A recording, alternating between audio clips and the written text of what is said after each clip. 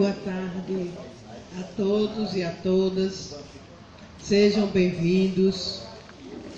Que Jesus abençoe esse nosso momento.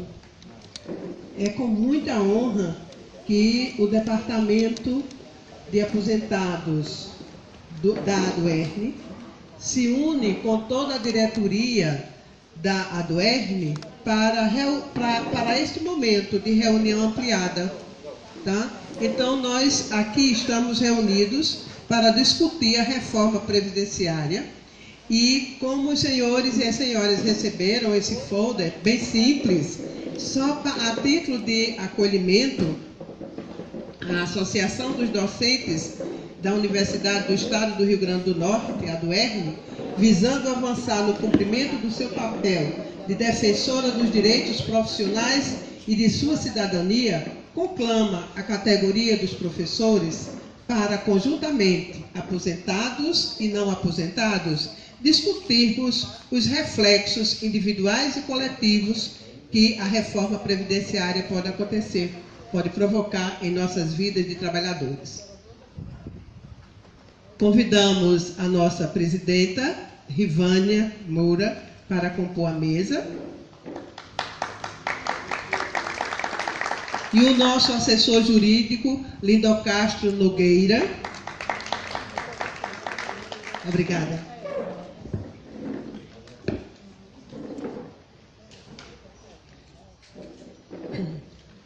Nós abrimos este momento dizendo que, como está em Romanos 13, 7, portanto, dai a cada um o que deveis, a quem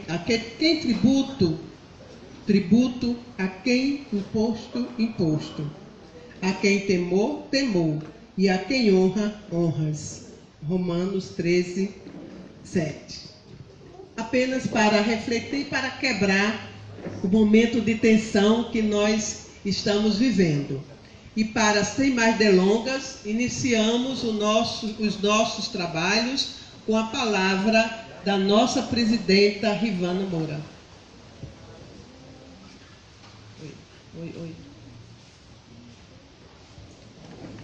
Oi. Então, boa tarde a todas, a todos. Não é a primeira vez que a gente discute esse tema da reforma da Previdência. Reforma, para usar aí o termo oficial, mas na verdade significa um retrocesso, uma contra-reforma e um desmonte. Então, nós não consideramos uma reforma e sim um desmonte da própria Previdência Social. Dizer que é uma satisfação fazer essa discussão. Sempre temos feito vários debates no Brasil inteiro, na tentativa de que essas informações se transformem em luta, porque senão elas não têm o verdadeiro sentido de existência. E eu inicio com um poema aqui do Eduardo Alves da Costa, No Caminho com Mayakovsky, que diz: na primeira noite, eles se aproximaram e roubaram uma flor do nosso jardim. E não dizemos nada. Na segunda noite, já não se escondem. Pisam as flores, matam nosso cão e não dizemos nada.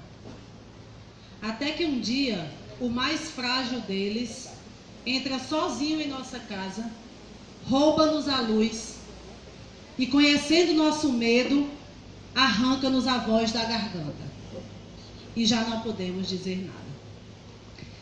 Então, inicio com essa reflexão para dizer que as mudanças na Previdência Social, que o desmonte que está sendo posto para a Previdência Social, ele é um problema do conjunto da classe trabalhadora. Não é apenas de quem está prestes a se aposentar, de quem pensa em um dia se aposentar, de quem já está aposentado, de quem nem tem trabalho ainda, não está trabalhando, das nossas crianças, dos nossos jovens.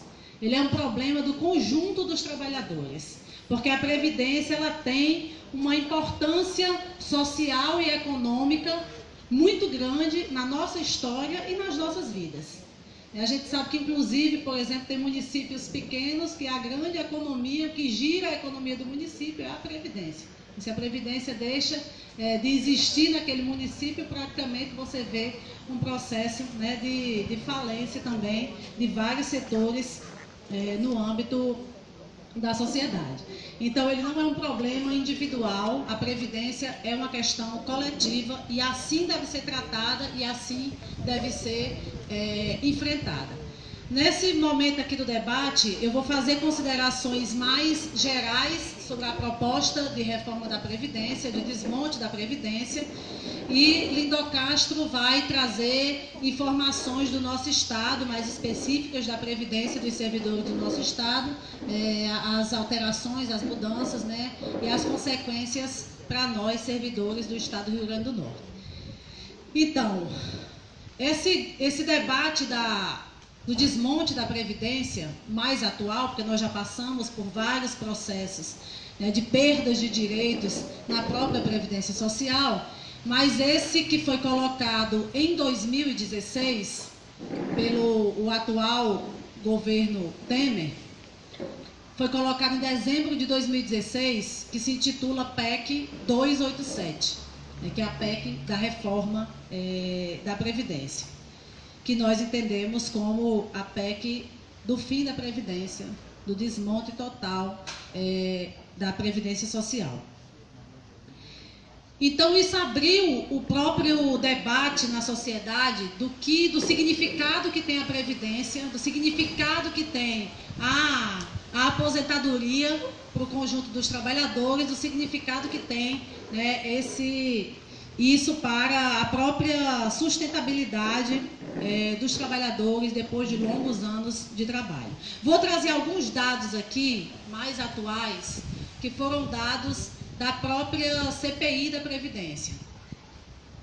Certo? O relatório saiu recentemente, saiu esse ano, da CPI da Previdência, e vou trazer os dados que estão na CPI, porque também fiz parte do processo, porque estou lá no relatório da CPI, porque fui ouvida no Senado como uma das pessoas no Brasil que estuda Previdência Social, então está lá várias informações que eu levei para a CPI da Previdência. Então, tenho conhecimento e me sinto à vontade para divulgar esses dados, porque também fiz parte desse processo e porque considero que é extremamente importante que a população brasileira conheça o que de fato é a Previdência Social e não as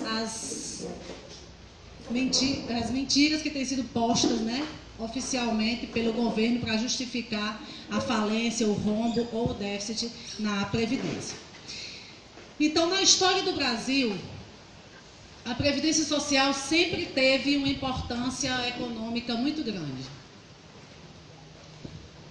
Por muito tempo, ou durante toda essa história, desde a década de 20 no nosso país, que os recursos da Previdência Social têm sido utilizados também para movimentar o desenvolvimento econômico. Então, o relatório da CPI também aponta essas questões. Então, o grande problema que hoje, quando a gente discute as mudanças na Previdência, a necessidade de mudar a Previdência, a necessidade de mudar as regras da Previdência, sempre tem como fundamento o rombo na Previdência, o déficit da Previdência. É isso que tem sido justificado em todas as reformas. Na reforma de 98, com o Fernando Henrique, na reforma de 2003, no governo Lula, nas mudanças que foram feitas, né, durante o governo da Dilma, tem sempre justificado essas mudanças na Previdência, pela necessidade dessas mudanças, pelo suposto déficit. A gente já tinha apresentado dados de que o déficit, ele de fato não existe, né, de que ele não é um déficit real, e o relatório da CPI da Previdência comprova com os dados, mais uma vez, de que a divulgação do déficit feito pelo governo não é um cálculo verídico nas contas da Previdência. Para a gente pensar nessa situação do déficit, como eu tinha falado antes, a gente tem que pensar no histórico da Previdência, que durante muitos anos grande parte do dinheiro da Previdência foi usado para movimental para a política, né, econômica do Brasil. Quando a Previdência foi criada, se a gente pensar no início do sistema da Previdência, os trabalhadores só iriam precisar da Previdência 10 anos, 15 anos, 30 anos depois. Então, durante muito tempo, a Previdência teve bem mais arrecadação do que gasto. Durante muito tempo entrava o dinheiro das arrecadações na Previdência, mas você não tinha uma demanda grande por aposentadoria. As aposentadorias, antes dos 25 ou dos 30 anos, eram eventualidades, né, de invalidez, de coisas eventuais, mas você não tinha gastos enormes na Previdência. Então, isso dava para o Estado ter um grande caixa formado com recursos da Previdência, com contribuições dos trabalhadores e das empresas, e esses recursos foram usados para alavancar, digamos assim, a nossa indústria nacional. Então, nós temos, né, e eu levei isso para o relatório da CPI também, várias indústrias que foram financiadas com recursos da Previdência Social. A nossa indústria nacional de motores, usinas hidrelétricas, a estrada transamazônica, a construção de Brasília. Então, tem uma série de coisas no nosso país que foram feitas com recursos da Previdência. Quando começa a ter uma demanda maior por aposentadoria, começa a vir o problema do suposto déficit da Previdência. De não ter dinheiro, porque o dinheiro não estava lá, guardado para na hora que o trabalhador fosse requisitar a aposentadoria. O dinheiro ele era movimentado com a responsabilidade do Estado de prover esse direito aos trabalhadores quando fosse requisitado. Então, isso está na base do que vem sendo o discurso do déficit da Previdência, que se aprofunda na década de 80 e 90, mas que já vem de uma situação que anterior. E aí a gente escuta os argumentos, porque a população está envelhecendo muito, né? Nós temos um maior número de idosos, a expectativa de vida aumentou, então as pessoas estão vivendo mais, então o que é um bem para a humanidade, ter uma longevidade maior, passou a ser um problema, né, para o Estado. Dentro das contas públicas passou a ser um problema. E uma outra relação que é justificada é a relação entre ativos, e na linguagem, né, da Previdência, inativos. O que é isso? Quem trabalha e quem está aposentado. Então, aqui você teria um grande ponto a mexer para uma reforma da Previdência, que está sempre atrelada ao mercado de trabalho, ao nível de empregabilidade, às condições, né, desse trabalho. Então, o que nós estamos vivenciando é exatamente o contrário disso. É um desmonte do nosso mercado de trabalho, uma fragilização das relações de trabalho que não permite com que muitos trabalhadores contribuam para a Previdência Social. Então, isso causa esse problema que poderia ser atingido de uma outra forma.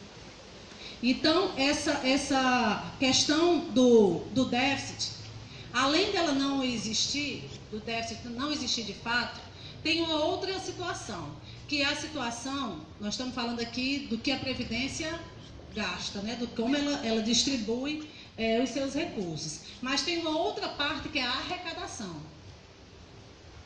que aí é um outro problema. A gente está sempre em disputa, né, pelos recursos da Previdência, tanto na sua arrecadação como na sua distribuição. Então, a gente já viu aqui que na distribuição, grande parte dos recursos, historicamente no Brasil, foram utilizados para outros fins que não necessariamente aposentadorias e benefícios previdenciários para os trabalhadores, para se justificar o déficit. Por outro lado, grande parte da arrecadação da Previdência também gera um outro problema, que são as isenções fiscais, as renúncias fiscais, a desoneração da folha de pagamento, né, e a forma, as empresas que devem muito para a Previdência Social e não têm cobrança desse débito, né?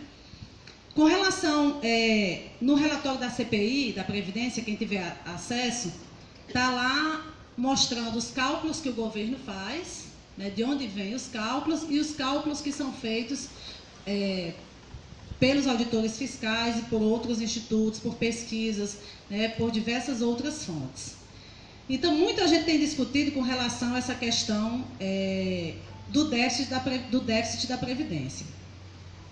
Sendo que as renúncias fiscais, por exemplo, elas são maiores do que o que se diz que tem de déficit da Previdência. Então, mesmo se o déficit existisse, as renúncias fiscais, né, ou seja, as empresas que não pagam a Previdência, daria conta de um equilíbrio maior nas contas da Previdência Social.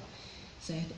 Com relação às empresas que devem a Previdência e não são cobradas e têm historicamente esse déficit para a Previdência Social, que se chama sonegação, está em cerca de 400 bilhões de reais. Então, muito além do que é o déficit da Previdência, além do que é toda a arrecadação anual da Previdência Social. São os dados do que as empresas devem para a Previdência. Com relação às renúncias fiscais, por exemplo, em 2016, só para exemplificar aqui, para a gente ter mais clareza, o governo divulgou, quando saiu essa proposta de mudança, de desmonte da Previdência, um déficit de previsão de um déficit de 160 bilhões para 2016. O relatório da CPI, segundo os cálculos da ANFIP, Associação Nacional dos Auditores Fiscais da Previdência, demonstra que há de renúncias fiscais em 2016, 271 bilhões. Então, mesmo se o déficit fosse real, de 160 bilhões, as renúncias fiscais teriam 110 bilhões a mais do que o déficit. Então, você teria uma forma de cobrir o suposto déficit com a metade das renúncias fiscais que o Estado, né, concede às empresas. E aí não são as pequenas empresas, são as grandes, né, empresas que têm isenções fiscais. Por exemplo, universidades privadas têm isenção fiscal para a Previdência, hospitais privados têm isenção para a Previdência, agronegócio tem isenção para a Previdência, exportações têm isenção para a Previdência. Então, nós estamos falando de grandes indústrias, o grande capital que lucra com a Previdência Social. Então, só para exemplificar também, que eu disse desse histórico que essa questão do déficit deságua agora nessa necessidade também desenfreada do capital se apropriar de todos os recursos do Estado. E a Previdência é um grande cofre do Estado, é uma grande fonte de recursos. Então, o problema da reforma não é falta de recursos, é para onde vai os recursos da Previdência.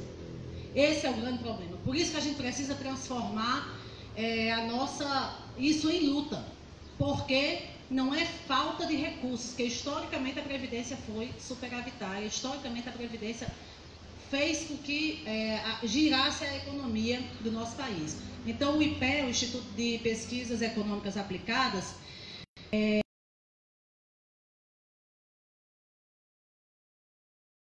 identifica que entre 1996, o valor utilizado pela Previdência teve para funções estranhas, no relatório eles usam para funções estranhas, que não são as funções da Previdência, foram usados para outros fins. Corrigido pela inflação, numa média de 6% ao ano, corresponderia hoje o valor que foi utilizado pela Previdência para outros fins, de 66 a 96, 30 anos, corrigido pela inflação, significaria hoje um valor de 5,3 trilhões em 2017. 5,3 trilhões de reais. Ou seja, 3 PIB brasileiro, né? Mais de 3 PIBs estariam só no recurso que a Previdência utilizou. E aí, quando vem a discussão do déficit, é exatamente para quê? Para diminuir, para retirar o direito dos trabalhadores com a justificativa de um suposto rombo nas contas da Previdência Social. E a gente pergunta, a quem interessa a reforma da Previdência? A quem interessa retirar esses recursos da Previdência Social? Não à toa, antes de formular a proposta da Previdência, né, o atual presidente foi pactuar com a Confederação Nacional das Indústrias, com a Confederação Nacional dos Bancos, qual a melhor forma dessa reforma. Então já diz aí a quem vai atender essa reforma, não é os trabalhadores. Então o discurso de que é preciso reformar agora para garantir depois, não é real, não é verídico. A garantia depois é de você não se aposentar, porque as condições que são colocadas é para que poucas pessoas alcancem de fato o direito à aposentadoria, para que poucas pessoas tenham acesso a esse direito, porque toda a lógica que está posta na Previdência é diminuir o que o Estado gasta com a Previdência para que fiquem mais recursos livres para que possa ir especificamente no nosso contexto para o mercado financeiro. Como eu disse para vocês, da década de 30 até a década de 90, grande parte dos recursos, como tem aqui nesse coisa do IPEA, foram destinados para a indústria. Da década de 90 para cá, grande parte dos recursos da Previdência, ou a retirada de direitos da Previdência, tem favorecido o mercado financeiro. Como são essas formas, principalmente? Uma delas é a ampliação da previdência privada, né, que a pessoa vai individualmente no banco e compra um fundo de investimento que deu-se o nome de previdência para ser mais fácil vender.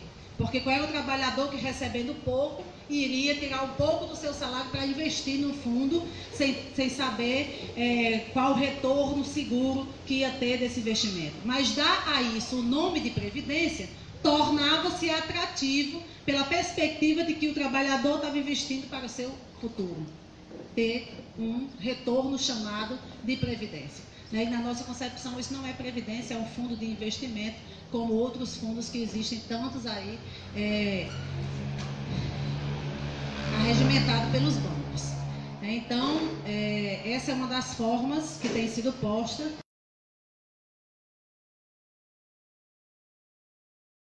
para complementar, que é também a previdência privada, existia na legislação desde a década de 70, mas ela não tinha grande expansão.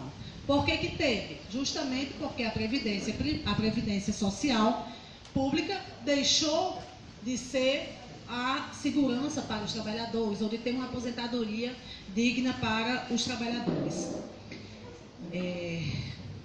Então, essa proposta atual de mudança da Previdência, essa proposta atual de desmonte da Previdência, a PEC 287, ela traz algumas graves peculiaridades. Uma delas é que essa é a primeira contra-reforma da Previdência no Brasil a juntar todos os sistemas de Previdência. Sistema dos servidores públicos, dos trabalhadores de empresa privada, juntar as mesmas regras para homens e mulheres, sem reconhecer essa especificidade, né? Então, unifica todas as regras e todos os sistemas, inclusive dos trabalhadores urbanos e rurais. Né, que os trabalhadores rurais até então tinham uma condição diferenciada, tanto de participação no sistema, como de idade para a aposentadoria. Então, essa regra, essa proposta é unificar todos os sistemas. Por que que não foi, de imediato, unificar também para os estados e municípios? Que, a princípio, a primeira proposta da PEC 287 era que a reforma fosse para todos os sistemas, inclusive estaduais e municipais. Só que qual foi o problema que surgiu com relação a isso? Existe no Brasil mais de 2.000 sistemas próprios de aposentadorias, de previdência, porque todos os estados têm e vários municípios já têm. Então, unificar tudo isso ia dar muito mais problema, porque já tem regras diferenciadas nos estados, alíquotas diferenciadas, questões diferenciadas nos estados. Então, o que foi pactuado é que faria dos servidores públicos federais e do regime geral, e depois cada estado teria aí um tempo, né, para fazer suas reformas. E aí a gente entra especificamente em alguns pontos para chegar na nossa Previdência do Estado. Eu vou só tocar nos pontos mais relevantes não, nos pontos mais agravantes, para depois a gente abrir para as dúvidas, né, e as perguntas que Lindo Castro também pode trazer aqui as contribuições. Primeiro, idade mínima da aposentadoria. Muito se tem discutido com relação, 8 minutos, a essa questão da... que falta, né? Essa questão da idade mínima de 65 anos, né, que a princípio, no primeiro documento encaminhado, era 65 anos para homens e mulheres. Com a comissão especial, mudou 62 para as mulheres, mas, logicamente, na Câmara, nas sessões da Câmara e do Senado, isso também ainda pode ser alterado. A grande discussão com relação a isso, e a grande preocupação, é que estabelecer essa idade mínima, aliada ao mínimo de 25 anos de contribuição, que hoje o mínimo são 15 anos de contribuição, aliada aos 25 anos de contribuição, significa excluir muita gente do acesso à aposentadoria. Porque em várias regiões do país, em vários municípios, e os próprios trabalhadores rurais ou as condições de trabalho, tem, em muitos lugares, a expectativa de vida é de 65 anos. Então, significa dizer que nesses lugares as pessoas não teriam acesso à aposentadoria, né? E principalmente no Norte e no Nordeste. Então, isso coloca um problema grave com relação a essa situação. Uma outra questão é com relação ao cálculo das aposentadorias, que a ideia é reduzir bastante o valor das aposentadorias. Depois de 98, e no nosso sistema do serviço público, depois de 2003, e no nosso estado, depois de 2005, porque a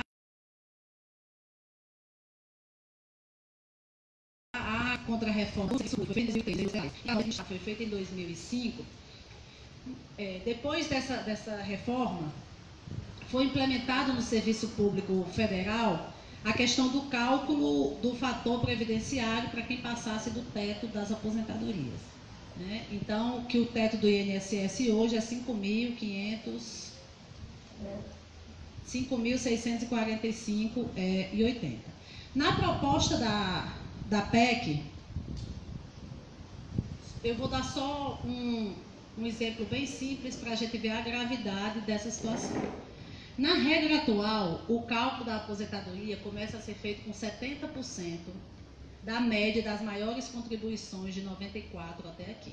As 80 maiores contribuições, diga-se as 80 maiores contribuições, faz uma média de 80% disso, né, e inicia-se o cálculo da aposentadoria com 70% dessa média. Com mais 1% a cada ano de contribuição, daria 100, né, 70%, com mais 1% de cada ano de contribuição, fechando os 30 anos, a pessoa se aposentaria com 100% da média dessas maiores contribuições. Na PEC 287, o cálculo começa com 51%. Então, cai de 70% para 51%. Por isso que veio aquela ideia de que tem que trabalhar 49 anos para chegar à média de 100%. 100% para ter a média, que agora não é mais dos maiores salários, são de todos os salários. Então, se você começou a trabalhar recebendo um salário mínimo, esse salário mínimo vai entrar na conta da sua aposentadoria, na média da sua aposentadoria. Então, isso faz com que o valor das aposentadorias tenha uma redução drástica, né? E isso traz um impacto muito grande. Vou falar de outros pontos, vou falar só do ponto também que acredito que atinge a todos, que é a questão da pensão. Que a regra na pensão foi mudada em 2015, mas tem também na PEC proposta já para mudança no sistema de pensão por morte. Então, a pensão deixa de ser vitalícia, quem vai receber. Antes a pessoa ficou viúvo ou viúva, né, recebia a pensão, era para o resto da vida, né? Agora, não. Tem uma regra que, dependendo da idade com que a pessoa ficou viúva ou viúva, tem a quantidade de anos que vai receber a pensão. Só se torna vitalícia se essa condição, né, de perda do cônjuge tiver sido com mais de 44 anos. Antes disso, você tem uma regra. Por exemplo, se ficou... então, essa regra, ela permanece. Além disso, está lá na PEC de que a pensão, ela não é mais acumulada com outro benefício. Então, você vai ter que optar entre ter a pensão ou a aposentadoria. Não pode mais ficar com pensão e aposentadoria. Foi aberta uma exceção, depois do relatório da comissão especial, que pode ficar com pensão e aposentadoria, contanto que, juntando os dois, não passe de 2 salários mínimos. Né? Então, quer dizer, é uma situação de extrema precarização com relação a isso. Outra questão é que o valor da pensão deixa de ser integral e passa a ser 50% do valor, mais 10% por cada dependente. Então, quem ficou viúvo ou viúva e não tem mais filhos com até 21 anos, só vai receber 60% do valor do que era, né, a aposentadoria ou o salário. Então, isso traz um impacto muito grande, né, para essa questão das aposentadorias. E uma outra questão que tem sido muito discutida e que aí eu passo para as questões mais atuais, que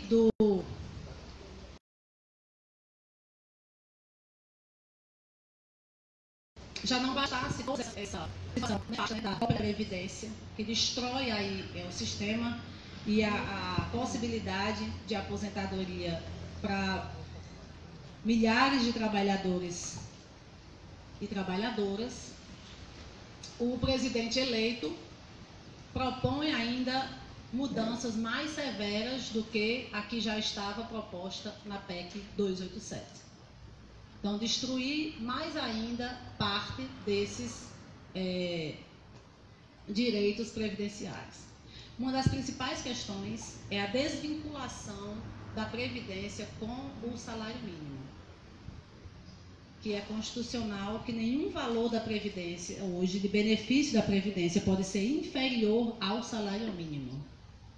Ao desvincular isso, então, os benefícios, pensões, aposentadorias podem ter um valor bastante reduzido e não terão reajuste também de acordo com o salário mínimo. Então, a ideia é diminuir bastante o valor das aposentadorias, diminuir bastante o que os trabalhadores passam a receber como aposentadoria. E uma questão que tem sido discutida agora nos últimos dias, e aí eu queria enfatizar para terminar minha fala, que é a questão de um regime de capitalização.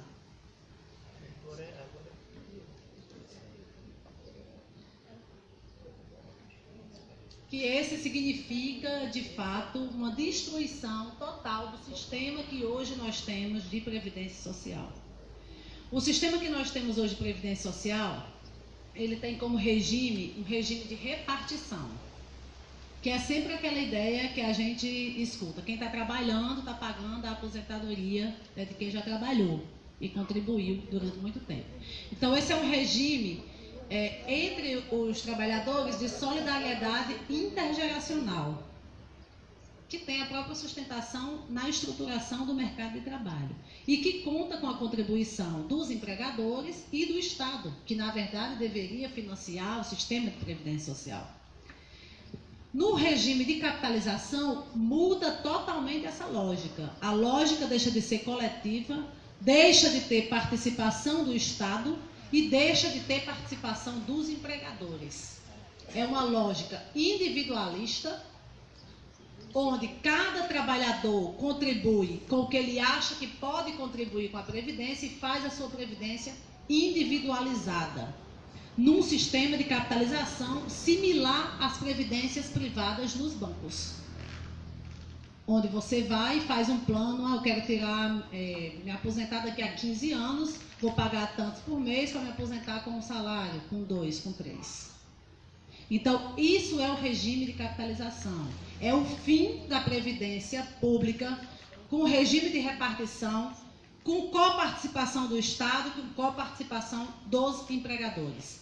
É a privatização do regime de previdência social, que coloca somente para os trabalhadores a responsabilidade com esse sistema e com essa contribuição de forma individualizada e, o pior, à mercê do mercado financeiro, que se der rentabilidade, vai ser cumprido o plano que estava previsto para a sua aposentadoria de forma individual. Se não der rentabilidade, também não tem a garantia desse retorno para os trabalhadores. Então, isso é extremamente grave, extremamente danoso para todos os trabalhadores e trabalhadoras. É o fim da Previdência Social, né? A gente pode mais nem dizer que é uma Previdência Social, porque muda exatamente o fundamento, a lógica, o funcionamento, a questão da contribuição, né, da própria Previdência. Então, é um sistema privado que beneficia o mercado financeiro, que beneficia os bancos, que vão se apropriar do dinheiro dos trabalhadores para fazer a lucratividade bancária, para transformar isso em capital, com a diminuição cada vez maior das aposentadorias. Então, com relação à nossa questão aqui no estado do Rio Grande do Norte, como eu disse para vocês, nós tivemos... Vou falar 2 minutos, que aí eu vou passar para a Antofagasta.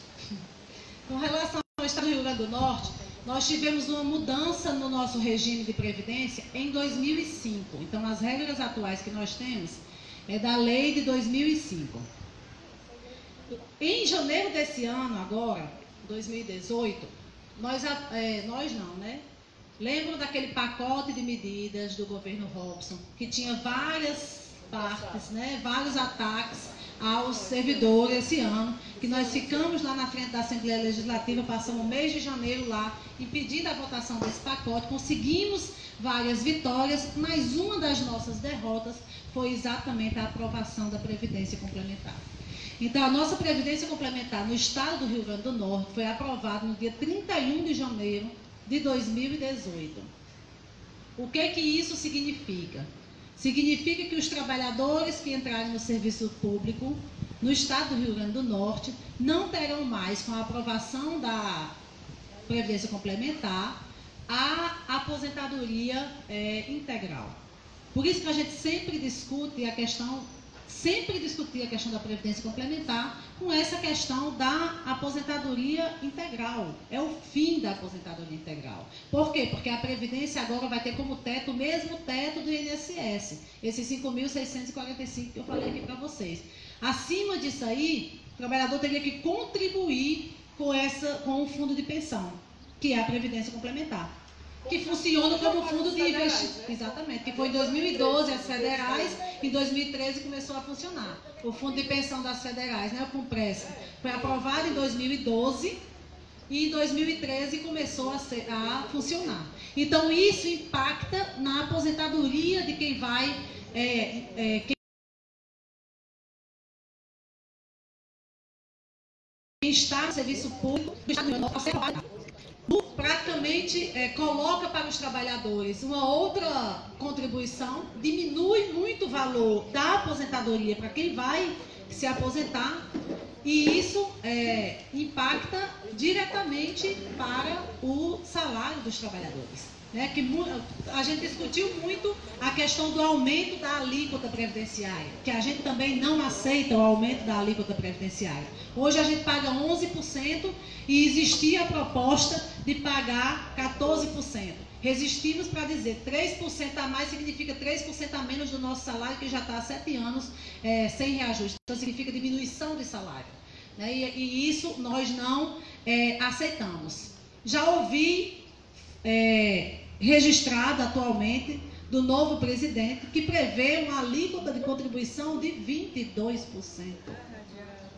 Então, entre 14 e 22, muita coisa ainda vai rolar nisso aí. E exige muito da nossa luta, da nossa organização, da nossa resistência, da nossa defesa da Previdência Pública. E termino dizendo, como eu mostrei aqui, o sistema de arrecadação e o sistema de distribuição dos gastos da Previdência. A Previdência precisa, sim, de uma reforma de fato, que faça o fim das isenções fiscais, que mude a desoneração da folha de pagamento das empresas, que cobre a dívida das grandes empresas que devem para a Previdência, que traga esse dinheiro de volta para o cofre público, de onde ele não deveria ter saído, porque é das mãos dos trabalhadores que ele vai para lá. Então, isso sim seria de fato uma reforma da Previdência, e é por essa reforma, na mudança de arrecadação e na cobrança das empresas que nós temos que lutar. E não uma reforma que só penaliza os trabalhadores, que são os maiores contribuidores para o Fundo da Previdência Social. Então, são essas questões, a gente fica aí para o debate.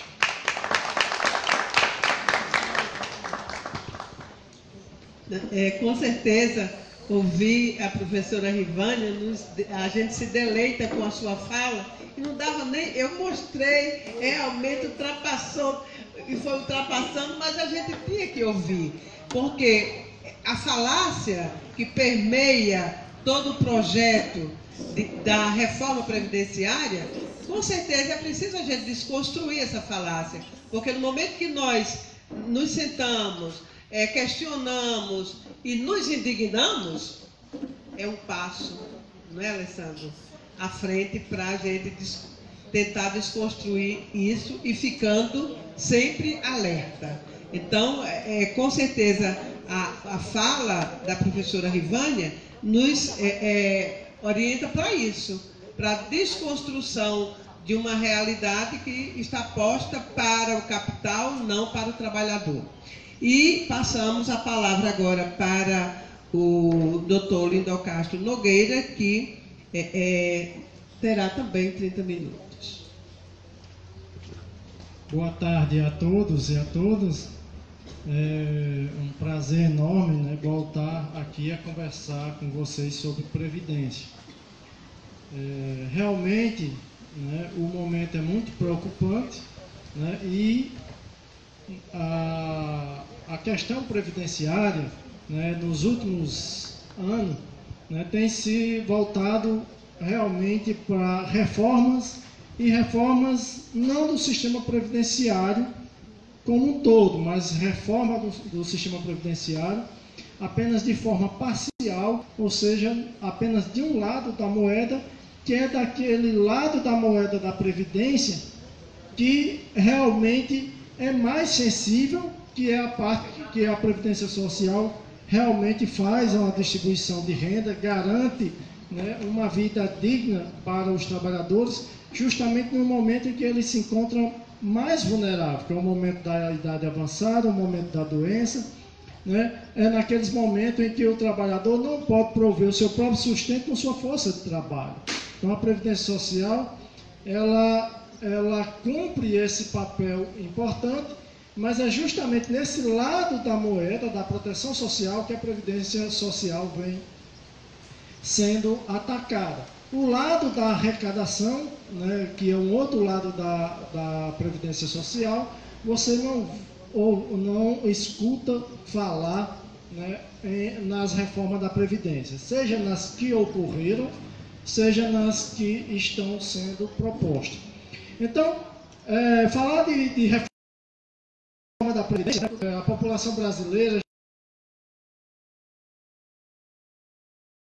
já está acostumada. E dá muito destaque para essas reformas da Previdência, mas, né, a gente nunca passou pelo momento que a gente está passando agora.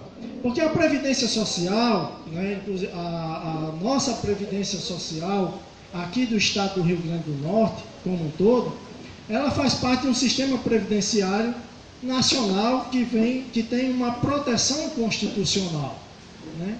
E nós estamos passando, né, nesse momento, né, por uma reformulação do sistema previdenciário que coloca em xeque todo o sistema de proteção.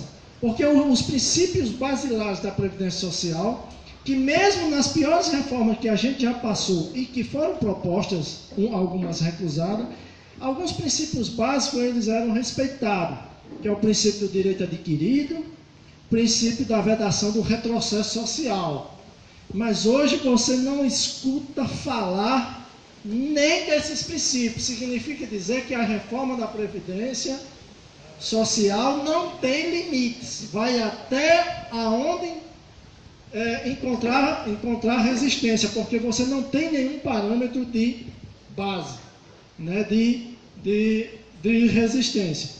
Então, nós estamos passando por isso. E outra situação mais grave é que, pelo menos nas reformas da Previdência que se passaram,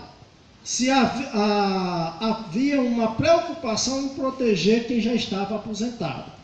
E aí Rivânia começou a falar aí que são duas coisas basilares nessa reforma da Previdência, que o sistema como um todo eles não abrem mão.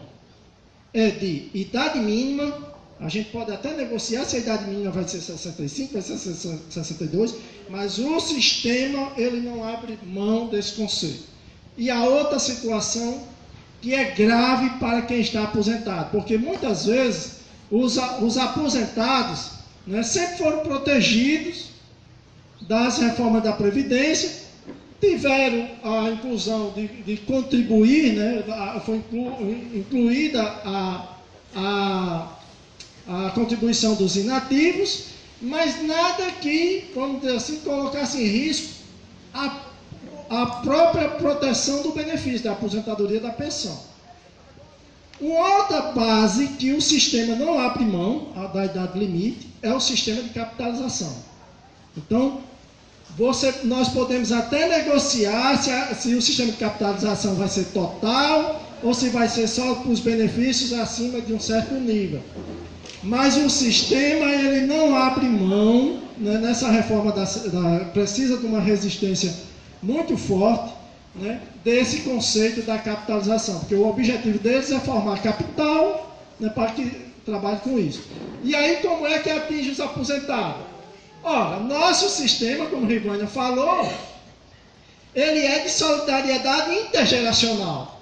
Quem está pagando as aposentadorias de quem está aposentado é quem está na ativa.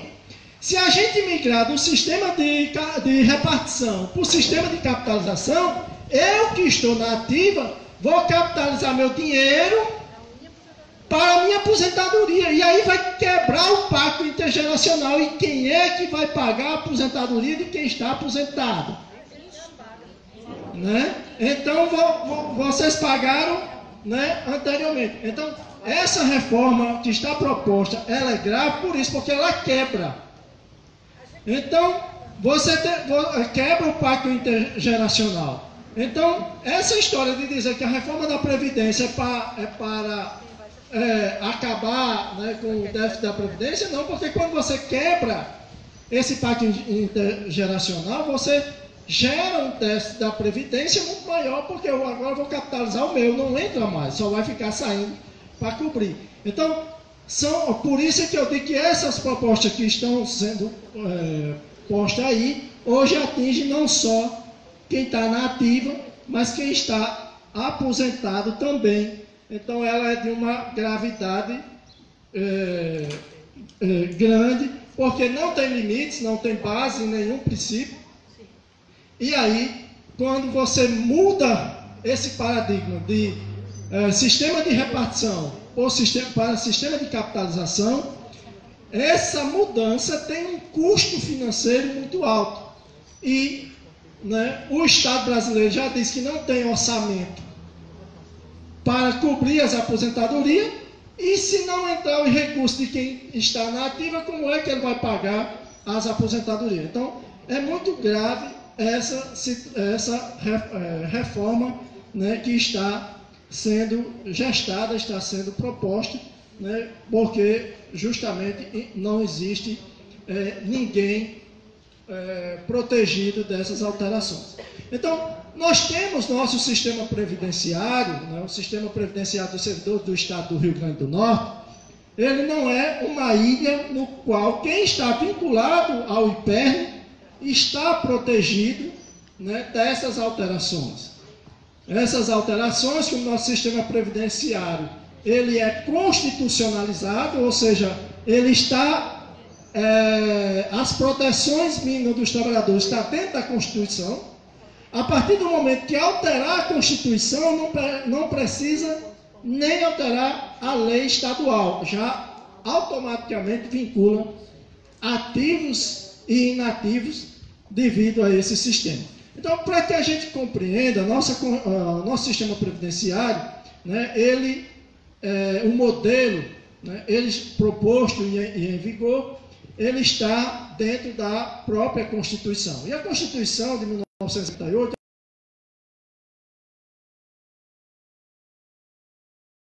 foi muito clara. Porque os meios de comunicação, inclusive hoje, né, hoje em dia, já eliminaram até esse adjetivo, é só previdência. Né? Não, quando o conceito basilar é de previdência social, de proteção social. Então, a partir do momento que você tem previdência, somente esse conceito de previdência, realmente a proteção social vai ser deixada de lado, porque passa a ser um mero sistema de capitalização. E, né, já até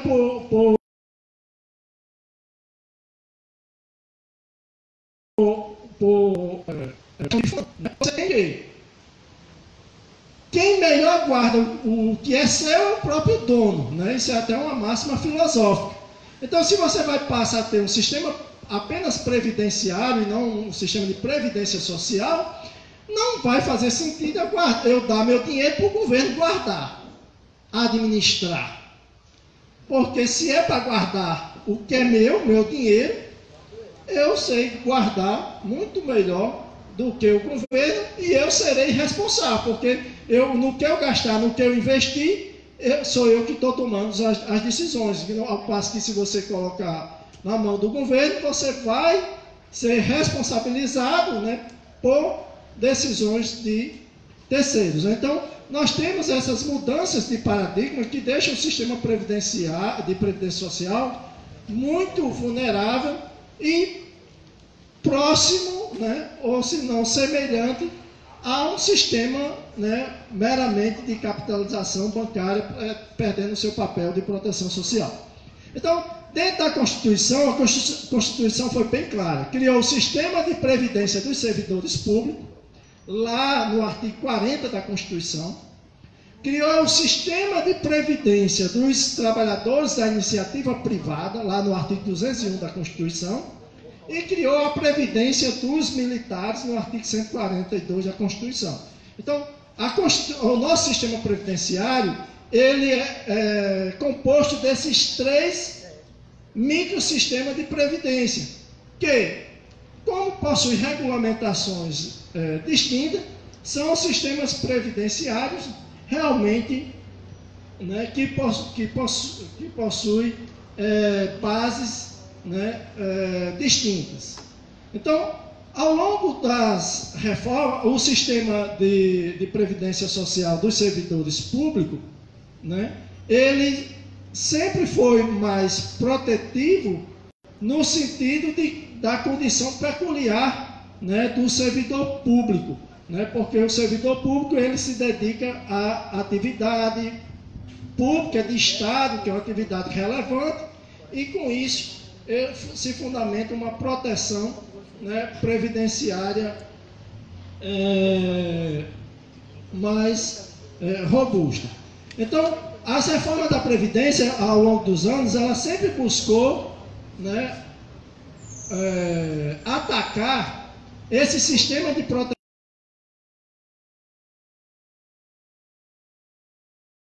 dos servidores públicos. O sistema de previdência dos servidores públicos, que sempre se buscou equiparar o sistema de previdência dos servidores públicos ao sistema de previdência da iniciativa privada. Só que se foi com tanta sede ao pote e com esse discurso de combate aos privilégios, que hoje o sistema previdenciário dos servidores públicos ele é muito menos protetivo já do que o dos trabalhadores da iniciativa privada. E ainda continuam vendendo que vão fazer a reforma da Previdência para equiparar os servidores públicos aos da iniciativa privada, porque no serviço público tem privilégios. As normas que já estão postas, né, já dos servidores públicos, com a reforma de 2003, já tornam o sistema dos servidores públicos de aposentadoria menos vantajoso do que o sistema da iniciativa privada. O que se teve nas reformas da Previdência de 2003 foi o respeito ao direito adquirido, o respeito de proteção da vedação ao retrocesso para aquelas pessoas que já tinham direito adquirido. Mas, por exemplo, o servidor público que entrou no serviço público, né, a partir de janeiro de 2004 para cá, ele se aposenta com a média aritmética da sua vida contributiva. Até da iniciativa privada, também, média aritmética da sua vida contributiva. Você diz, então está equiparado? Tá, não. Se o trabalhador da iniciativa privada, a média dele deu R$4.000 e ele atualmente no emprego dele está ganhando R$2.000, ele vai se aposentar com base na média. Já o servidor público que vier se aposentar e ele hoje está ganhando, né, R$2.000, mas a média da aposentadoria dele é R$4.000, ele vai se aposentar com base na última remuneração. Justamente simplesmente, né, essa regra, ela torna o sistema mais perverso do servidor público, porque limita a última remuneração. Então, mesmo que a média dê maior, não pode ser superior à remuneração do cargo. Então, você já tem isso no sistema previdenciário. Então, passando especificamente para o nosso sistema de previdência, né, dos servidores públicos aqui do Estado, né, que se aplica, e todos conhecem a história, mas é interessante, inclusive, porque o nosso sistema de previdência estadual, ele difere dos sistemas de previdência dos estados e até mesmo da União. O nosso IPE, que é antigamente, o nosso IPERN hoje, que era o antigo IPE, ele foi criado em 1962. Então, os servidores públicos do Estado do Rio Grande do Norte só passaram a ser estatutários em 1994, com a Lei 122, o Regime Jurídico Único Estatutário dos Servidores Públicos.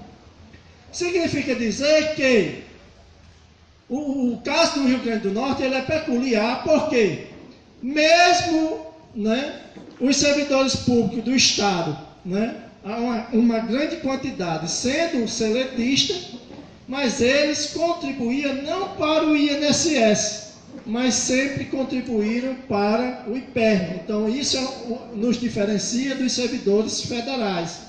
Os servidores federais, né, quem era seletista, até 1991, quando foi criado o regime jurídico único federal, o Estatuto dos Servidores Públicos Federais, né, eles contribuíam para o INSS. Em 91, quando foi transformado e criado o regime próprio de previdência da União, foi que eles passaram a contribuir para o regime próprio e migraram para esse regime.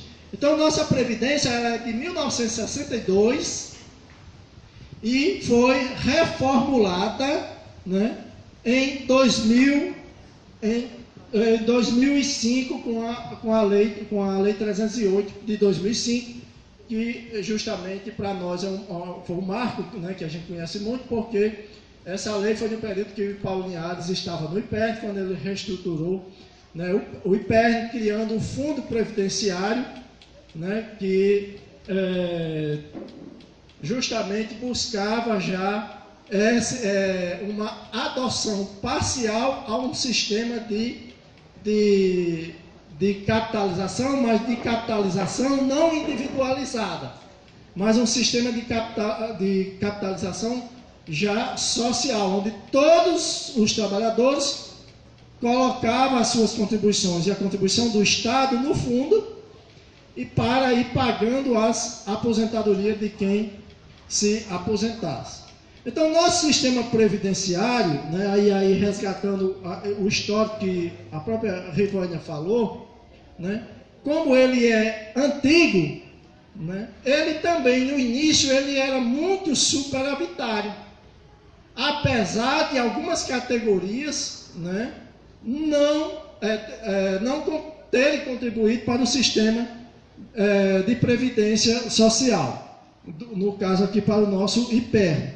Mas os trabalhadores, a grande quantidade dos servidores públicos, sempre contribuíram para esse sistema. Como era superavitário, ao invés de guardar as reservas, né, para esse momento de surgimento da demanda para o custeio das aposentadorias, era para estar guardado esse dinheiro, ou então estar aplicado em alguma situação que favorecesse o Estado. Todos nós temos conhecimento. Quem é que não conhece uma cidade que não tenha um conjunto chamado IPE? Né? Mossoró tem, Apodi tem, né? Então, de onde, por que essa denominação? Justamente porque esses conjuntos foram financiados com recursos do IPE, com recurso que era descontado dos trabalhadores, de vocês, quando estavam na ativa, foram descontados e repassados para o IPER, e o IPER financiou a construção desses conjuntos, com o Estado sendo o responsável. O Estado tirou esse dinheiro, dizendo que, para construir casa, dizendo que quando você se aposentasse, ele cobriria, né, essas despesas. E hoje está tendo dificuldade. Inclusive, né, o próprio fundo que foi criado em 2005 já está praticamente zerado, né? Tudo que foi arrecadado, a parte Rosalba já utilizou, né? Desse antigamente não tinha, e, né, a outra parte foi utilizada. Então, hoje no Rio Grande do Norte, né, o nosso sistema, ele não tem nenhuma reserva, né, financeira, não tem patrimônio, né? Então resta para os servidores públicos, né, contar com o princípio da solidariedade para quem está na ativa, mais do que nunca, contribua para custear as aposentadorias de quem está aposentado, porque justamente não tem essas reservas para esse custeio dessas aposentadorias. Então, nosso sistema previdenciário, em termos de legislação, né, ele já está atrelado a essas regras nacionais. Principalmente, a gente não tem visto grande impacto, e os professores muito preocupados, porque quem está se aposentando hoje é quem entrou na nossa universidade antes de 2003. E antes de 2003, quem entrou antes de 2003, ainda resta preservado pelas reformas da Previdência a aposentadoria com a garantia da integralidade, ou seja, com base na última remuneração, né? E com os reajustes com base na paridade. Mas nada impede que essa nova reforma da Previdência venha atingir esses direitos dessas pessoas que ingressaram antes de 2003. Esses servidores, eles não estão imunes.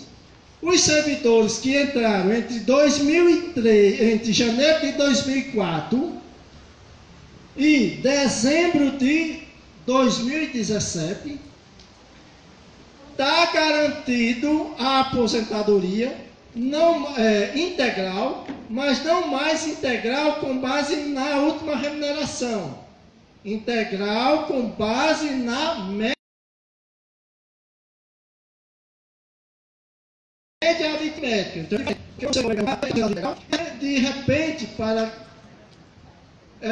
quando você está me perguntando como eu trabalho na área, eu sei que você está me perguntando se você tem direito à aposentadoria integral com base na última remuneração, né?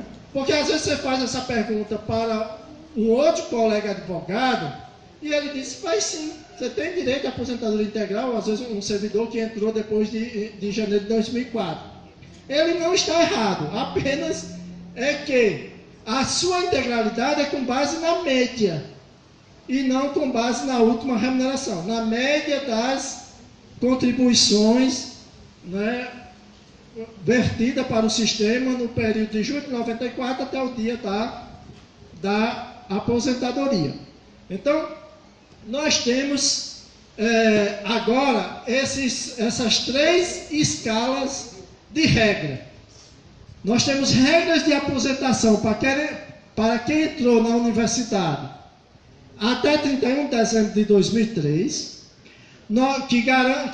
que está garantido hoje a aposentadoria com base na integralidade, com base na última remuneração, e paridade. Significa dizer que teve um reajuste para os ativos, vai para os aposentados.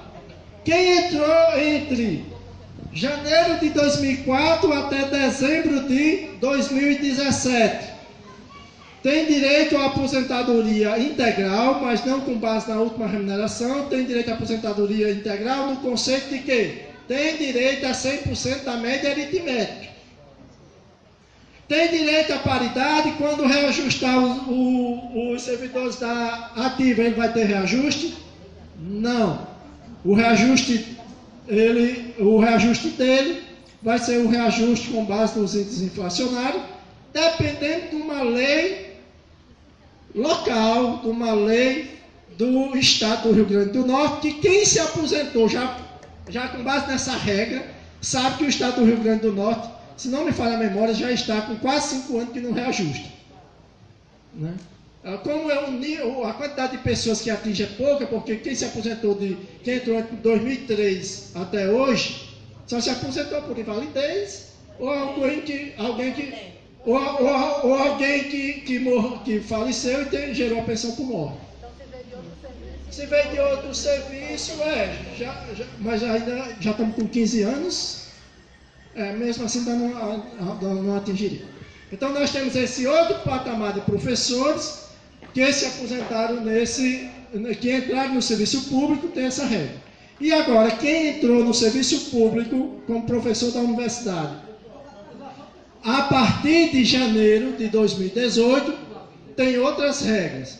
Ou seja, a aposentadoria dele é tetada, ou seja, não recebe mais a aposentadoria dele não é integral, é limitada ao teto da Previdência Social, 5.645, né? E esse cálculo é com base na média também, e o reajuste é com base no reajuste dos inativos.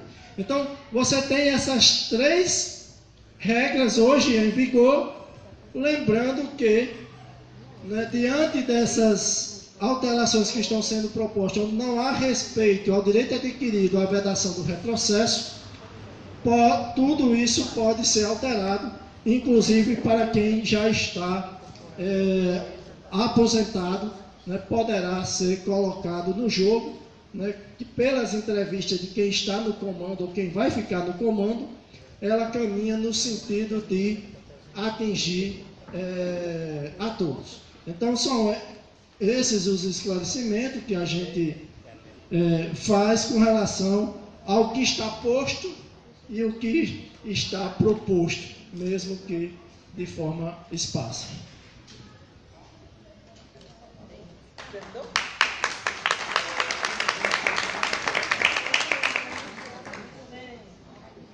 Obrigada a doutora Lindor Castro. A gente vai abrir agora os debates. Vamos gerenciar da seguinte maneira. Pode ser um bloco de 3 perguntas. Por favor, cada intervenção não ultrapasse a 3 minutos. E cada bloco de 3 perguntas, os nossos expositores se posicionarão, tá? Para evitar. E agora pedimos, como está sendo gravado o nosso evento, então venham aqui, quem for fazer intervenção, vem aqui para frente e pega o microfone, tá bom? Estão abertas as inscrições e queremos... Tem alguém inscrito? Enquanto não, Zacarias. Primeiro inscrito é Zacarias. Agora, o que a gente percebe é que, voltando a Romanos, nós só queremos, doutor Lindocacho, aquilo que nos compete, né? Nós não queremos nada de ninguém. Então, por que é que as pessoas estão tirando as coisas da gente, né?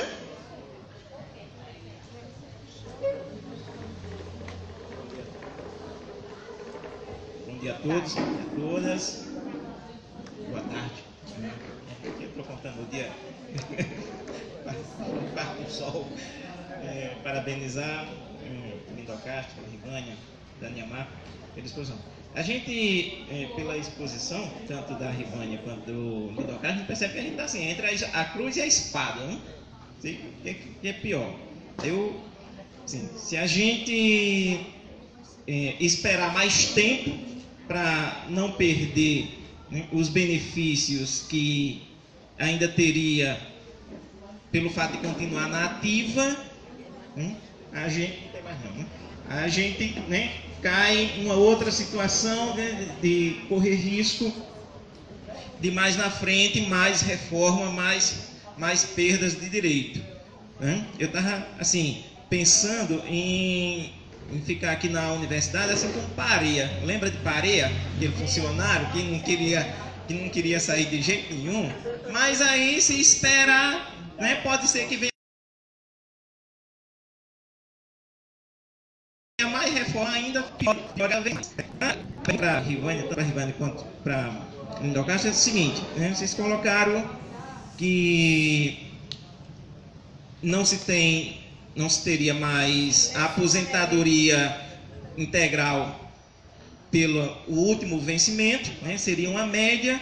A minha dúvida é, quem incorpora, isso acontece muito aqui na universidade, quem incorpora tempo de outras profissões, né? Trabalhou numa escola particular ou no comércio. Eu, por exemplo, trabalhei em cartório, certo? E tinha um salário bem abaixo do que tem hoje na universidade, né? Não é que o nosso salário seja alto mesmo, mas era bem menos. Esse tempo incorporado vai contar para fazer essa média lá a partir de um salário mínimo que eu ganhava na iniciativa privada, ou contaria só o tempo de estado de universidade? Com a palavra o professor Felipe Caetano.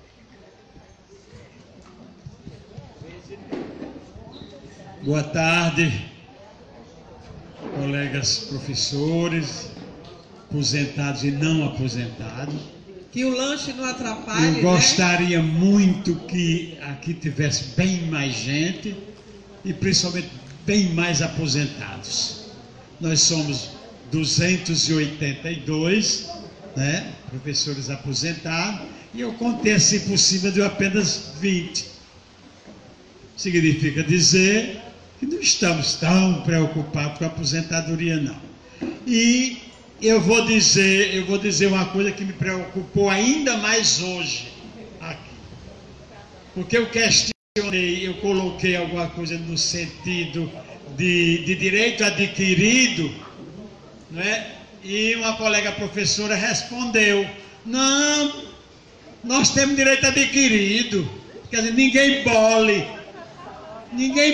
não, vamos dormir em berço esplêndido, que quem quiser que venha depois que se dane. Mas nós, passou essa ideia, não é? E ele disse que o princípio do direito adquirido está indo pelas cogulhas, pelo que eu estou vendo. Abolir tudo. Aí eu gostaria muito que a professora estivesse aqui para ouvir e até questionar, porque ela defende ardentemente o direito adquirido. Eu pergunto, e pode mesmo a Lindocastro acabar com esse direito adquirido assim, não é? A outra pergunta, Rivânia, acho que é mais assim para você. O que os nossos sindicatos, ao longo dessa história toda, fizeram que não fiscalizaram essas coisas? E a nossa Andes está fazendo o quê? Entendeu? Eu me preocupo, porque depois que eu estou aqui na Duerd, se eu não me engano, apenas umas 3 vezes a gente discutiu Previdência Social, que não é Biden. Estão dormindo? Vão deixar o trabalhador ficar aí à mercê da boa vontade de quem não tem nenhum zelo por ele, pelos trabalhadores? Eu gostaria, Ivânia, que você falasse um pouco, se no seu estudo contempla alguma coisa dessa parte do nosso movimento sindical. A professora Ivonete. A gente pede, o lanche pode acontecer. Agora, se suavizar um pouco os colóquios aí, laterais, certo? Para não atrapalhar, principalmente a nossa gravação, vai ficar feio, né, Ivânia? Bom, boa tarde. Realmente seria muito interessante que tivesse mais gente, porque hoje eu acho que a gente tem 3 categorias de professores. Os professores aposentados, que é uma realidade, os professores em processo de aposentadoria, que é uma outra realidade, e os professores que estão na ativa e visualizam num horizonte muito distante a possibilidade de aposentadoria, que aí vai bater com sua análise, né, com sua colocação do sistema previdenciário que você está colocando. Mas, para mim, eu tenho uma pergunta extremamente objetiva, que me parece que é um elemento norteador para o aqui e agora, né, até 31 de dezembro. A Lei 3.183, de 4 de novembro de 2015, que alterou a mudança do cálculo da aposentadoria. A fórmula 8595, 8696. Por que eu digo isso, né? Porque isso tem uma implicação direta, a meu ver, né, nas pessoas que têm a possibilidade real de se aposentarem hoje e que estão adiando ou querem adiar para depois de dezembro, né? E essa lei, ela define esse cálculo até 31 de dezembro para ser na fórmula 8595, né? Isso é uma coisa, objetivamente. Isso implicaria em quê? Que recomendação poderia ser dada a essas pessoas que vão vivenciar essa realidade? Eu, particularmente, já não estou pagando para ver, já estou em processo de aposentadoria, falta só dar o ciente, ok, né? Porque, além da mudança da regra, tem toda essa situação de incertezas, né, com relação ao campo geral que vai atingir o todo. Mas, objetivamente, eu queria saber disso em função de que me parece que é um assunto pouco discutido entre nossos professores. O próprio setor de recursos humanos da universidade não abriu processo nem diálogo sobre isso e me parece que impacta diretamente a não decisão de não aposentar ou de aposentar, impacta diretamente na vida do próximo semestre letivo e na vida das pessoas que podem perder direitos. Nesta rodada, começamos então com o doutor Lindon Castro para suas respostas. Olha, com relação à pergunta do professor Zacarias, né, o tempo de serviço averbado, né, se você traz o tempo de serviço da iniciativa privada ou de outro cargo público, realmente ele vai ser computado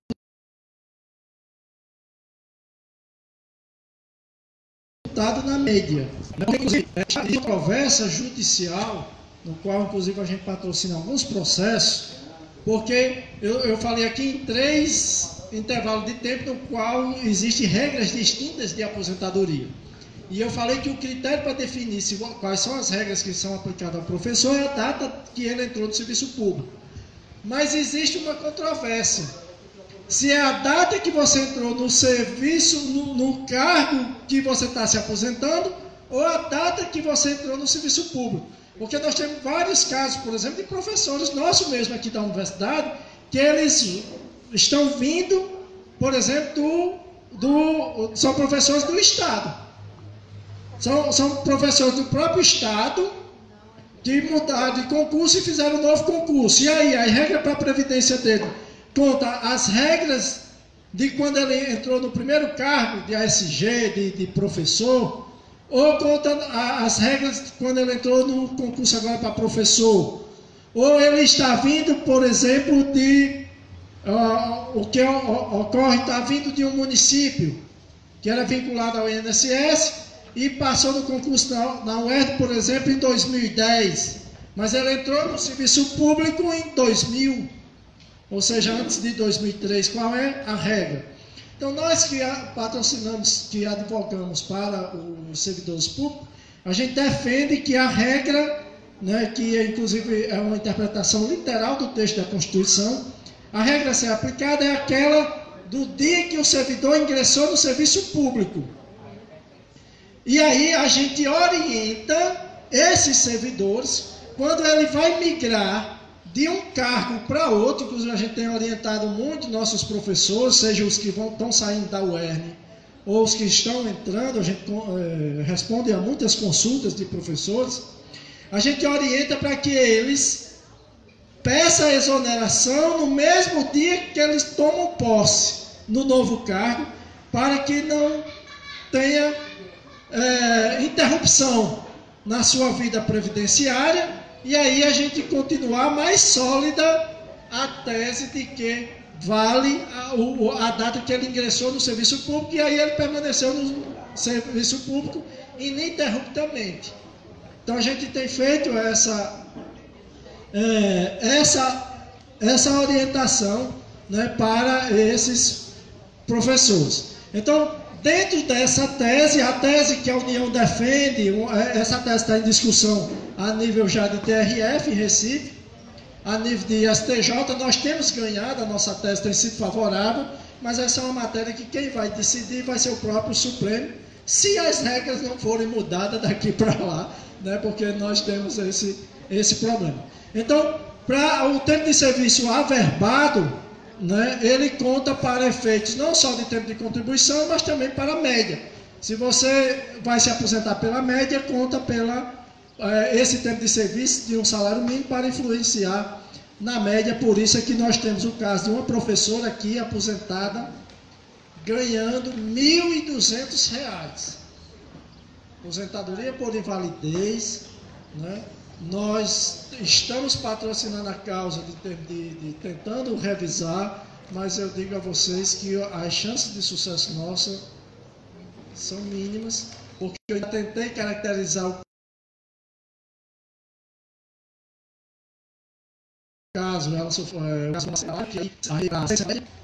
que a média já deu baixa, que ela veio da iniciativa privada, e ela não ficou, além de ter se aposentado pela média, se aposentou proporcional, porque foi por invalidez ao tempo de serviço, ela tinha pouco tempo. Então nós temos uma professora aposentada da UERN que ganha R$ 1.200, porque entrou depois de 2003, né? Então nessas regras novas.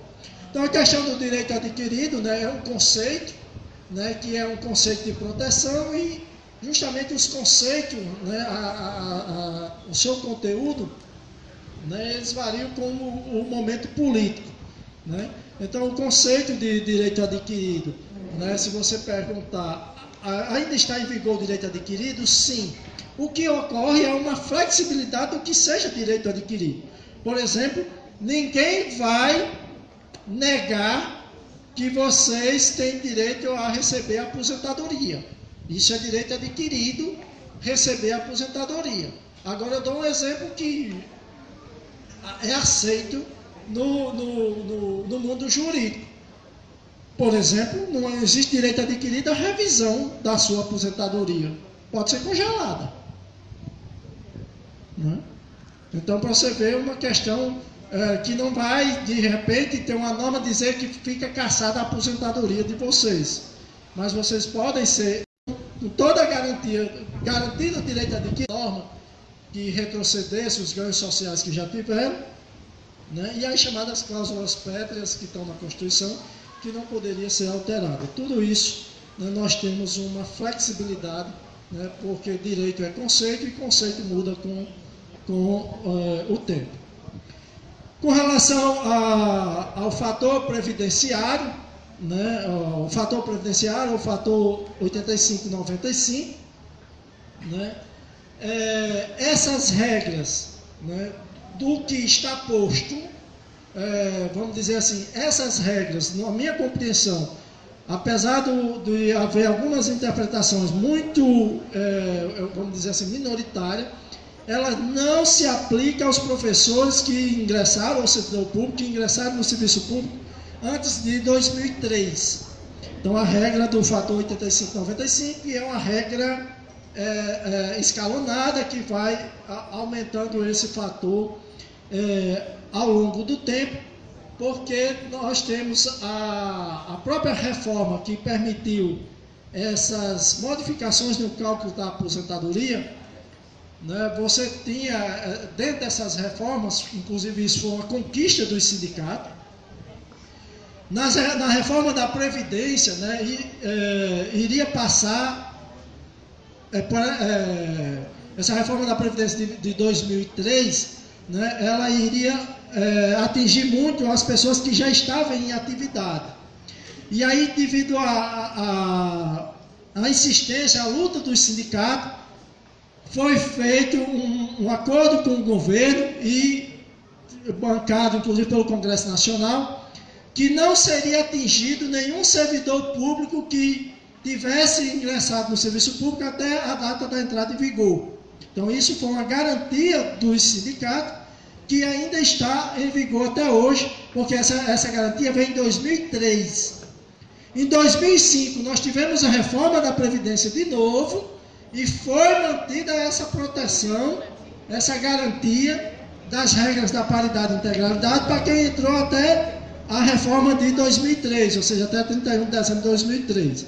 Então, hoje ainda está em vigor essa proteção para esses servidores que ingressaram antes de 2003. Né? Agora, para os servidores que realmente ingressaram depois de 2003, nesse intervalo de 2003 a 2017, né, já vai ser aplicado, e também seria aplicado também para os servidores posteriores. E para os trabalhadores da iniciativa privada, inclusive, essa regra já é aplicada, porque para eles era aplicado o fator previdenciário, e hoje eles podem optar pelo fator previdenciário ou pelo fator 85-95, quem trabalha na iniciativa privada. O serviço público, ele nunca teve fator previdenciário, né, no cálculo das suas aposentadorias.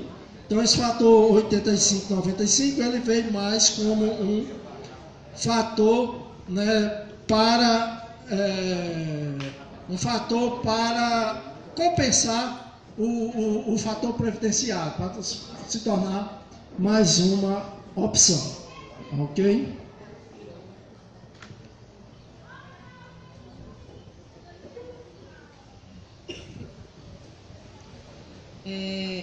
Comentar aqui algumas das questões, porém, antes de entrar especificamente nas questões que foram feitas, que Lindor Castro já respondeu, né? Eu gostaria de chamar a atenção para uma questão. Lindor Castro citou aqui que nós tivemos, a partir de 2005, no estado do Rio Grande do Norte, a criação de um fundo, a partir de 2005, dentro do nosso Instituto de Previdência, que hoje é o IPERN, né, o IPE, nós tivemos a criação de 2 fundos previdenciários. A entrada antes de 2003, o fundo previdenciário e o fundo financeiro, dentro do sistema público do nosso estado. Esse fundo previdenciário, que foi criado para os que entraram depois, ele passou a funcionar com o regime de capitalização.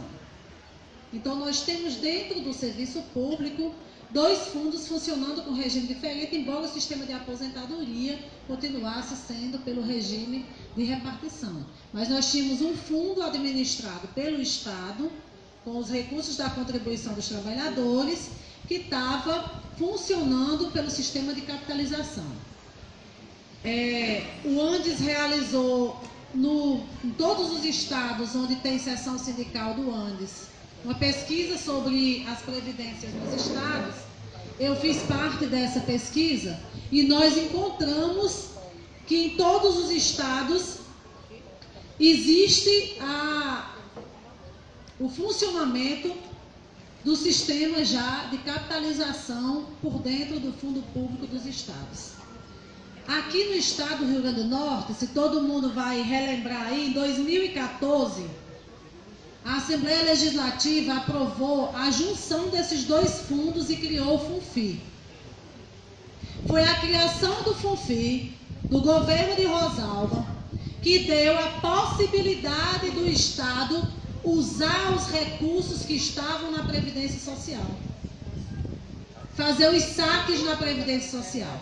Então, a partir do momento que juntou o dinheiro dos dois fundos, da Previdência e do Fundo Financeiro, no único fundo, no FUNFI, também deu ao Estado do Rio Grande do Norte, ao governo, a possibilidade de usar esses recursos para outros fins que não somente o pagamento dos benefícios previdenciários aos servidores e servidoras do Estado do Rio Grande do Norte. Fruto disso é a limpeza nos recursos da Previdência que nós tivemos no Estado. Então, nós não temos hoje mais no fundo do IPER, nós não temos mais, como o Lindocast falou, reserva financeira e nem patrimônio. Daí a fragilidade dos que já estão aposentados também, né, para cair aí com algum retrocesso no processo das pessoas também que já estão aposentadas. Então, só para lembrar essa situação que é da nossa Previdência Estadual. Com relação à preocupação que o Zacarias colocou aqui na questão dele, o Lindocast respondeu, né, quem incorpora tem aí essas condições. E aí é muito mais agora o que eu vou falar, uma opinião minha, lógico que vem desse estudo que eu já tenho de Previdência, que é uma orientação de que as pessoas que têm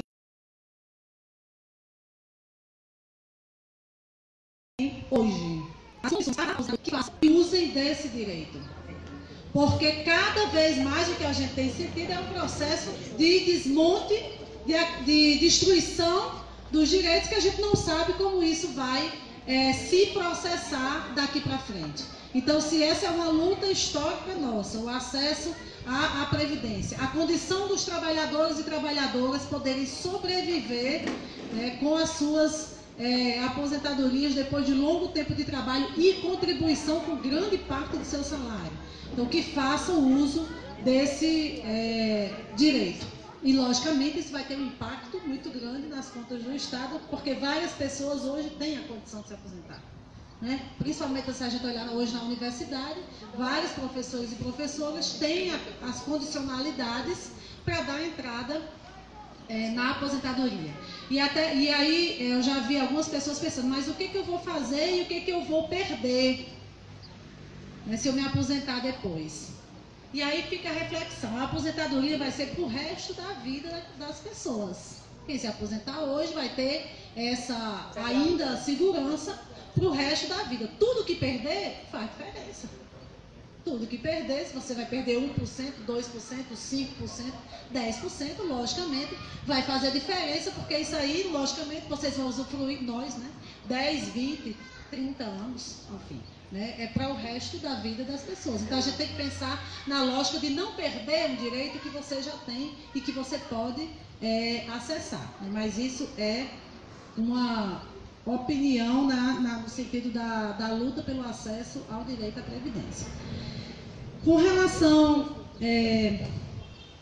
à questão que o Felipe colocou diretamente para mim, das lutas contra o desmonte da Previdência, e aí é bom resgatar algumas questões com relação a isso. Por exemplo, na reforma de 98, a primeira grande reforma, nós tivemos um processo de resistência a essa reforma.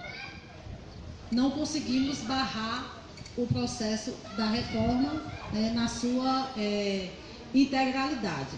A resistência não foi à altura da necessidade para aquele momento. Na reforma de 2003, nós tivemos bem menos resistência. tanto porque afetava os servidores públicos, e aí vinha toda aquela lógica de que servidor público realmente tem privilégios, e aí consciência de classe também a construção não se dá somente no momento do enfrentamento, e todo o discurso ideológico era de que os servidores públicos têm salários mais altos, têm condições melhores de trabalho, têm estabilidade, as aposentadorias são mais altas, então isso fez com que a resistência também não fosse à altura, e também porque nós tínhamos um governo recém-eleito, que muitos de nós ainda apostávamos seriam um governo mais à esquerda, né? Então também isso barrou um pouco dessa resistência. Nessa reforma de 2016, agora,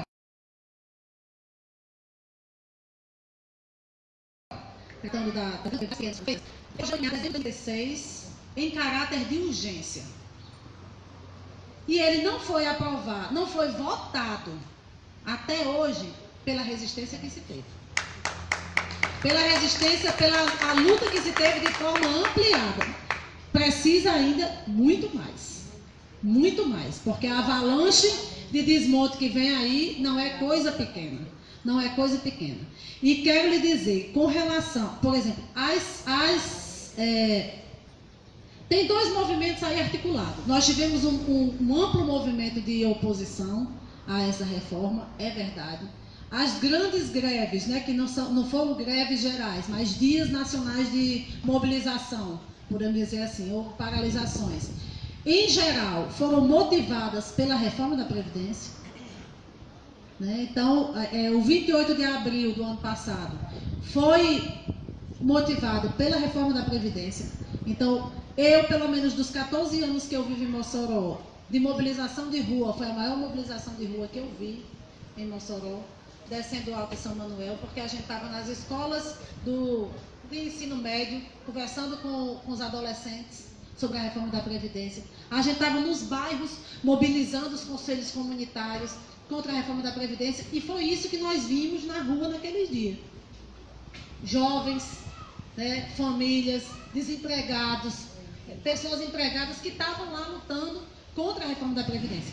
Por que ela não foi votada até hoje? Por um lado, porque teve esse movimento amplo de rua, por outro, porque vinha logo em seguida as eleições desse ano. Então, muitos deputados queriam ser reeleitos e iriam votar a favor da Previdência. E votar a favor da Previdência, todo mundo lembra que teve uma grande campanha nacional também aí, se votar, não volta. Então, tinham medo de não ser reeleito. Muitos não foram reeleitos, ainda bem. Mesmo não tendo votado a reforma da Previdência, muitos não foram reeleitos. Então, teve todo esse processo que barrou. Né, com relação em toda essa história, posso dizer, sem medo de errar, que o Andes, nosso Sindicato Nacional, esteve à frente de todas essas lutas. Diferente de um outro organismo nacional que se tem aí de ensino superior, que é o PROIFES, que apoia, inclusive, a reforma da Previdência, que apoiou, inclusive, reformas anteriores. Só para dar um exemplo, a criação do nosso fundo de do Fundo de Pensão dos Servidores Públicos Federais, que se deu em 2012 e começou a funcionar em 2013, nacionalmente, posso dizer que quem produziu material, quem se contrapôs ao FUNPRESP, quem foi para audiências públicas, quem esteve na rua, quem discutiu com a categoria, quem fez esse papel foi o Andes. É tanto que o FUNPRESP hoje tem uma baixa adesão dos professores universitários, das universidades federais, porque justamente teve essa formação do que significa um fundo de pensão e do que ele significa para os trabalhadores. Mas concordo com você que fica o alerta aqui. As centrais sindicais já se reuniram semana passada para pensar como fazer com relação a esse enfrentamento. Dia 29, em São Paulo, tem uma outra reunião para planejar essa questão também da Previdência Social, mas também dessa conjuntura que nós estamos vivenciando. E tudo que nós fizemos, de tudo que nós fizemos até agora, podemos dizer, foi pouco. Temos que fazer muito mais. Porque o processo de desmonte, ataque, de a nossa organização, a nossa unidade. De quem não foi para a rua, que vá para a rua. De quem esteve, não saia dela. De quem não está organizado, que se organize. De quem já tem um processo de organização, que intensifique. Porque agora nós precisamos de todos e todas nesse enfrentamento. Não dá para ser alguns. Temos que ter todos e todas nos movimentos, nas ruas, nos parlamentos, em todos os lugares que for possível, nas salas de aula, nos nossos espaços de trabalho, nas conversas de calçada, levando essas informações, divulgando o que a gente precisa divulgar, conquistando as pessoas com essa ideia, para dizer novamente, a reforma da Previdência não pode ser aprovada, a reforma da Previdência ataca todos os trabalhadores e trabalhadoras e nós vamos continuar nessa resistência dizendo reforma não, reforma da Previdência para quem não contribui com a Previdência, reforma da Previdência para rever os privilégios e isenções fiscais, reforma da Previdência para cobrar a dívida das grandes empresas que devem para a Previdência, historicamente não pagam. Isso sim é reforma da Previdência e nós vamos continuar na luta, na resistência, para que as pessoas tenham direito à previdência social, tenham acesso a esse direito, e não a previdência individual, capitalizada, a serviço dos bancos e do capital financeiro. Então, o que fizemos até agora não foi suficiente, precisamos fazer ainda muito mais, com certeza.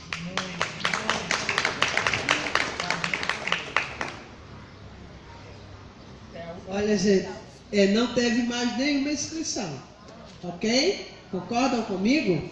Certo? As respostas atenderam Ivonete, Zacarias, Felipe? Ok? Então, aqui a gente... Eu só gostaria de acreditar. Eu fiz a provocação porque eu não vejo um outro órgão, uma outra instituição que não seja os sindicatos, o movimento sindical. Não vejo. Quem? Só vejo o movimento sindical. Então é para estar muito junto, muito unido e fazendo. Aí quando a gente chama para um encontro desse, aí a gente conta com 30, 40 pessoas. O que é que nós vamos fazer para mobilizar esses nossos professores, aposentados e não aposentados, para esse trabalho? Ou vamos ver se pega fogo mesmo? Olha, nós queremos, eu gostaria de pedir aos senhores, olha, porque o Neto Vale, eu não é querendo abrir outro bloco, mas ele pediu a intervenção. Como o Felipe pediu e eu cedi, tá entendendo? Eu não posso negar, tá bom? Então, viu? Então estou justificando. Eu peguei carona, né? Não, porque assim, tem gente bem provocado pelo que o Felipe colocou. Né? Primeiro assim, também nesse processo histórico, houve um processo muito forte de desconstrução do sindicato. Aí a turma tal, quer dizer, um processo que fortalece a lógica de construção do sindicato, né? de tentar dar greve e tal. E foram essas pessoas, homens e mulheres, né, que ao longo da luta tentaram evitar que tivesse esse momento, mas não foi suficiente, porque com a relação de força. Né? Até onde foi possível segurar, segurou. Então, assim, o que eu quero colocar com isso é o seguinte, que a gente, independente de ter votado em Mindocacha, Taniamal, Rivânia, mas na hora de defender nosso direito, a gente não pode ficar em dúvida. A gente pode ficar em dúvida.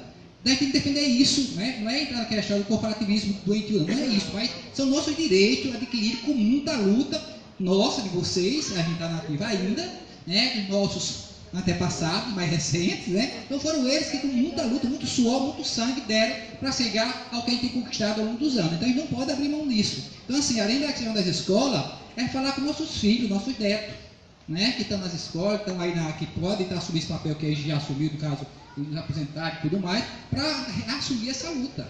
Né? Dizer que o que eles têm hoje foi graças à luta da gente. É isso que eu estou falando do filho nosso. Foi graças à nossa luta que você ainda tem esse direito. E se não lutar como a gente lutou, vai perder mais ainda. Claro que a luta vai e volta. Tem dia que a gente está por cima, tem dia que a gente está por baixo. Né? Então a gente tem que observar muito isso. Vou finalizar. Terminou um processo eleitoral. Bem que me interessa, não é que eu vou dizer que não me interessa. Não me interessa quem você votou. Agora interessa como você vai se editar quando for lutar na rua em defesa da nossa aposentadoria. Em defesa do nosso direito. Aí tem problema, pode ter votado em Elza. Mas na hora de lutar, tá junto com a gente, dá pra gente, né? Então tem que ter isso muito claro, gente. Eu votei em A e B, não interessa. Agora o que interessa na hora de lutar, você esteja junto com a gente para garantir que o meu governo ou o seu governo não faça nada contra a gente. Né? E a gente tem que lembrar tudo isso que a Ribeirão colocou. E finalizando, o governo do Estado, nós estamos com 3 anos mais ou menos, acho que já está com 3 anos, que a gente recebe, não é? Atrasado literalmente. 3 anos. 3 anos. E nós temos uma dívida ativa do Estado de 5 bilhões ou mais, porque 5 bilhões foi no início desse cabravão que está saindo agora. Ele dizia que era 5 bilhões, deve estar mais de dívida ativa. O que a gente faz para pressionar esse governo, para cobrar isso? Primeiro, não dá